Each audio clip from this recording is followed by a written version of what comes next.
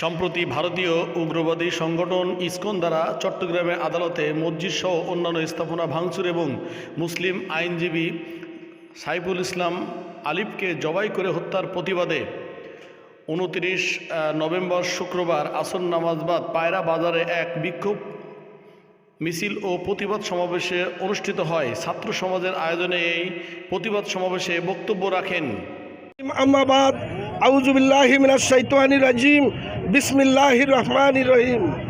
আজকে ছাত্র সমাজের আয়োজিত আজকের এই বিক্ষোভ মিছিল সমাবেশের সম্মানিত উপস্থিতি, আসসালামু আলাইকুম ওয়া রাহমাতুল্লাহ। সম্মানিত উপস্থিতি, দেশ এক গভীর ষড়যন্ত্রে নিমজ্জিত।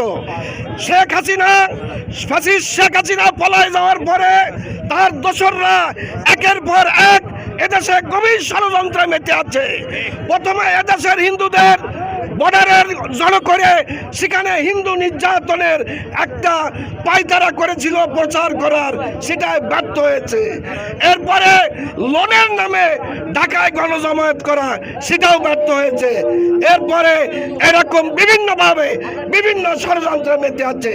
আর এগুলোর সাথে আমাদের স্থানীয় কিছু আওয়ামী লীগ এর সাথে সম্পৃক্ত আছে। আমাদের পায়রা বাজারে এখানেও নাকি ছবি তোলা হচ্ছে, এইখানে এক দোতলায়। আমি আওয়ামী লীগদের বলে যেতে চাই, আওয়ামী লীগ করা অপরাধ না, আওয়ামী লীগের সমর্থন করা অপরাধ না, কিন্তু 5 তারিখের পরে আওয়ামী লীগের চরিত্র জানার পরে যদি কোনো জালজ এখনো আওয়ামী লীগের সমর্থন করে, তাকে ছেড়ে দেওয়া হবে না। আমরা অনতি বিলম্বে এখানকার যারা আজকের আওয়ামী লীগকে বলে যেতে চাই, এই পায়রা বাজারে মূর্তির পায়ের পরে কোরআন শরীফ রাখার কারণে একটা মিছিল হয়েছিল।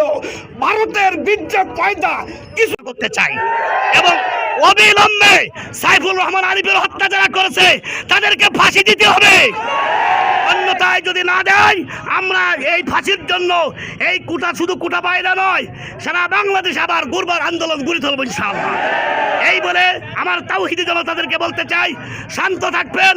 এবং আমাদের হিন্দু ভাইরা ভয় পাচ্ছে, আমরা কাউকে আঘাত করতে চাই না, কিন্তু কেউ যদি আমাদের ঘাড়ের পরে ঠেলে ওঠে তাকে আমরা ছাড় দিতে পারি না। এবং আওয়ামী লীগের দোসরদেরকে বলে দিতে চাই, যারা এর পরেও যদি কি করতে চায়, ষড়যন্ত্র করতে চায়, আবার আমাদেরকে ফুসকাতে চায়, তারা এখন থেকে ভালো হয়ে যাক, তওবা করুক এবং তারা কি মসজিদে নামাজ পড়ুক এবং আল্লাহর কাছে কান্নাকাটি করুক যে দেশের মানুষদেরকে যেভাবে তারা নির্যাতন করেছে। আমি আর কথা দীর্ঘায়ী করতে চাই না। আমি আমার তাওহীদি জনতাদেরকে বলতে চাই, ধৈর্য ধরে মোকাবেলা করুন, আল্লাহ সাহায্য প্রার্থনা করুন।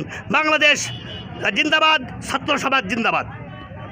মেনে না নেওয়া হয়, আবার আমরা ছাত্র সমাজ এক হয়ে যদি কোনো আন্দোলন ডাক দিই, আপনারা অবশ্যই আমাদের পাশে থাকবেন এবং সাথে থেকে আমাদের সাপোর্ট দিবেন আর কি।